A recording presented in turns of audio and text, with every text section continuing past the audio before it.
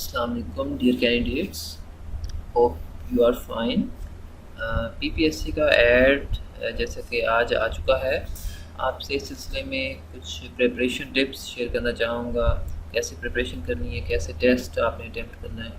देखिए, सबसे पहले काम तो ये है कि आपने कोर्स कंटेंट्स की आउटलाइन तलाश करनी है और सिलेबस वगैरह जो है वो ज़रा इकट्ठा करना है और उसकी आउटलाइन ज़रा कोशिश करें कहीं से दस्तयाब हो जाए।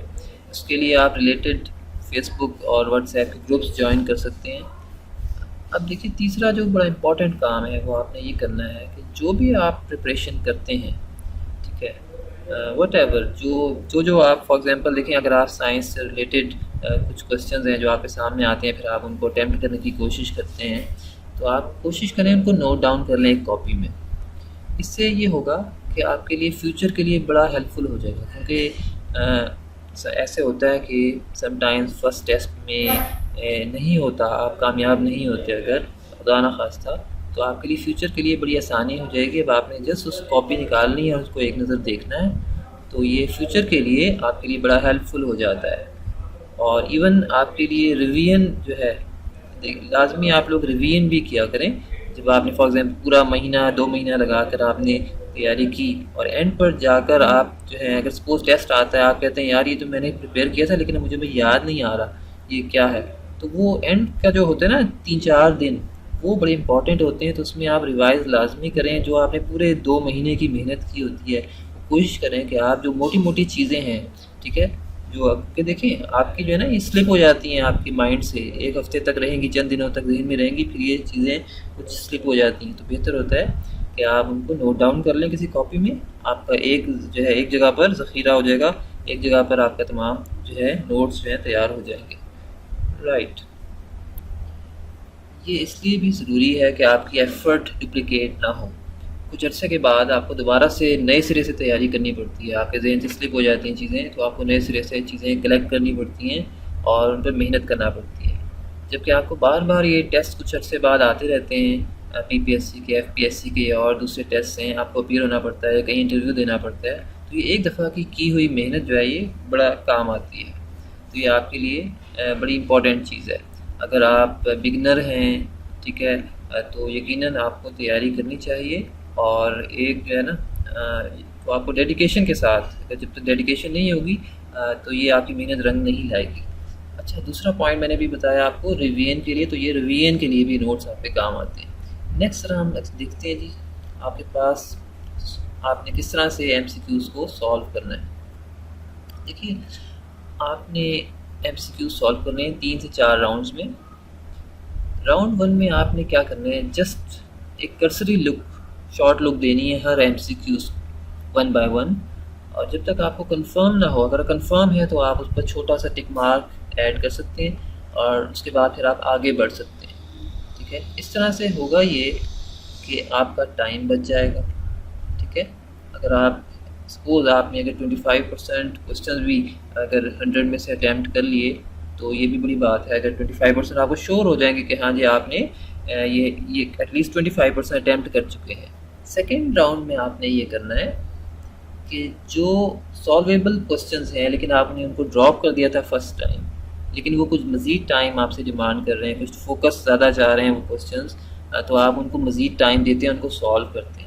देखिए, राउंड 1 में आपने ऐसा सॉल्व नहीं किया, आपको जस्ट आइडिया था, पहले से आपके जहन में था कि ये चीज़ है कंफर्म, वो आपने इंस्टेंटली उसको मार्क कर दिया, आपकी मेहनत वहाँ पर नहीं हुई। लेकिन राउंड 2 में थोड़ा सा आपने वर्क करना है और उसको सॉल्व करना है। फिर आपने सपोज़ अगर आपने 15% या 20% मज़ीद इसको सॉल्व कर लिया तो आपके लिए बड़ा ईजी हो जाएगा। उसके बाद थर्ड राउंड में आपने क्या करना है कि मज़ीद जो एक्स्ट्रा टाइम डिमांड कर रहे हैं, मज़ीद एक्स्ट्रा टाइम रेफर डिमांड कर रहे हैं कुछ क्वेश्चंस, ठीक है, अगर आपको श्योर है कि भाई 50% से 75% वो क्वेश्चंस आपके दुरुस्त हो सकते हैं, तो फिर आप वहाँ पर एक स्मॉल डॉट प्लेस कर सकते हैं। ठीक है, अभी आपने उसको बेशक टिक ना करें क्योंकि अभी आपको थोड़ा सा एम्बिगुअस है, अभी भी अगर सपोज आपको है तो आप उसको स्मॉल डॉट प्लेस करते हैं, और ये मैं बात कर रहा हूँ क्वेश्चन पेपर पर, ना कि आंसर शीट पर। ठीक है, तो आपने एक स्मॉल डॉट प्लेस कर दिया। अब उसके बाद आपने क्या करना है जनाब, फोर्थ राउंड में आपने कुछ जो सॉल्व कर चुके हैं आप आंसर जितने एमसीक्यूज थे, आपने यकीनन आपके पास देखिए 5 ऑप्शंस होती हैं, अब सपोज़ आपने असेसमेंट करनी है कि कौन सी ऑप्शन थी जो कि लीस्ट जिसको आपने मार्क किया। फॉर एग्जांपल डी ऐसी ऑप्शन थी जो कि बहुत कम आपको नज़र आए, सपोज़ 3% है जस्ट वो आपके पास जो आपने सॉल्व की।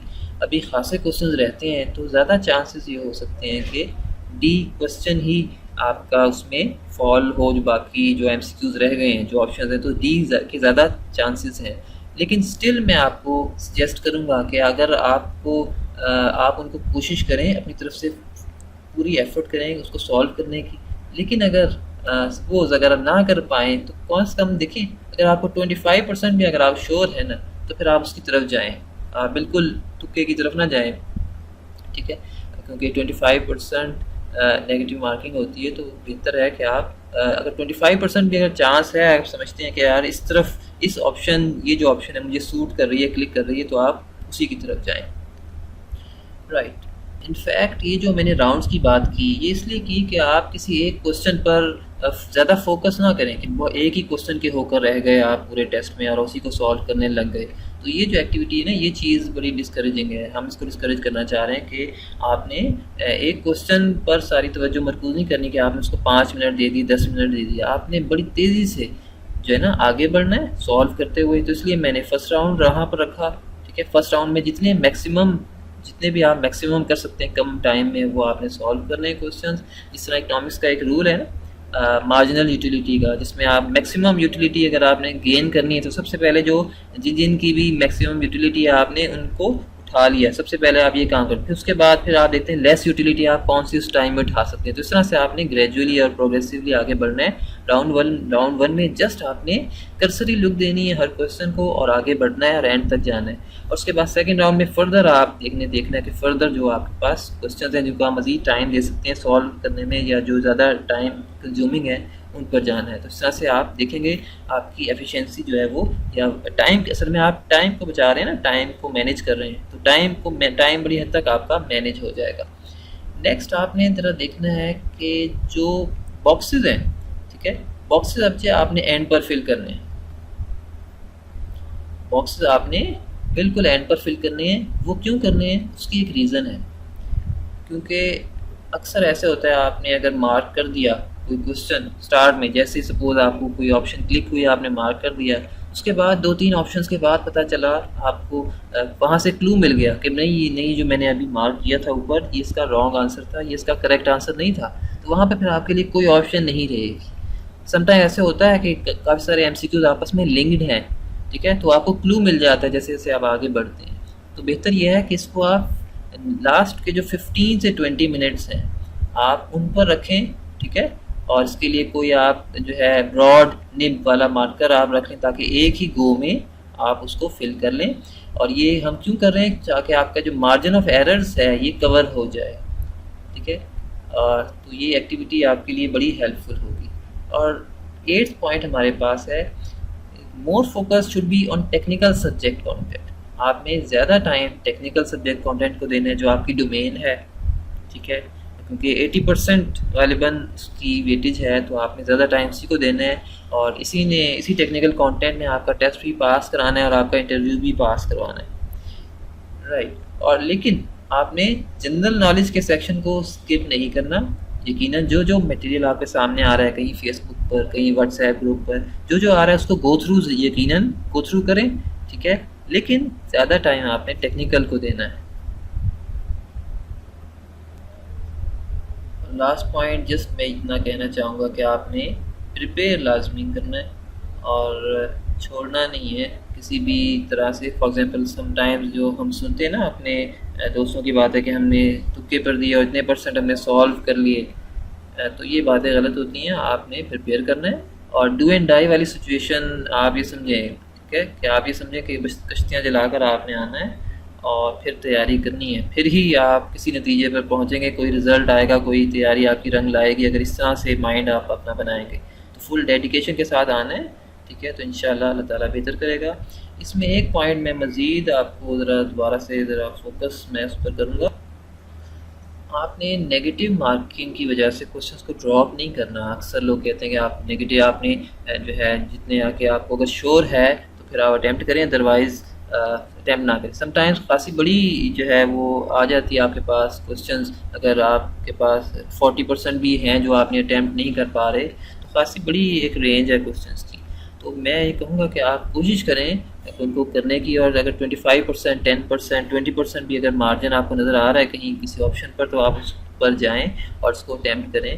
और थोड़ा सा रिस्क ले लें, कोई बात नहीं, क्योंकि ये है कि अगर 4 या 5 क्वेश्चन में से एक भी अगर आपका उसमें तुक्का लग जाता है, तो वो कवर कर लेगा बाकी क्वेश्चंस की वेटेज को, अगर वो रॉन्ग हो भी जाते हैं। तो ये है कि आप ज़रूर अटैम्प्ट करें और तमाम क्वेश्चंस को आप अटैम्प्ट करें। तो जस्ट यही कहना चाहूँगा। आई होप कि अल्लाह ताला बेहतर करेगा इंशाल्लाह। Thank you.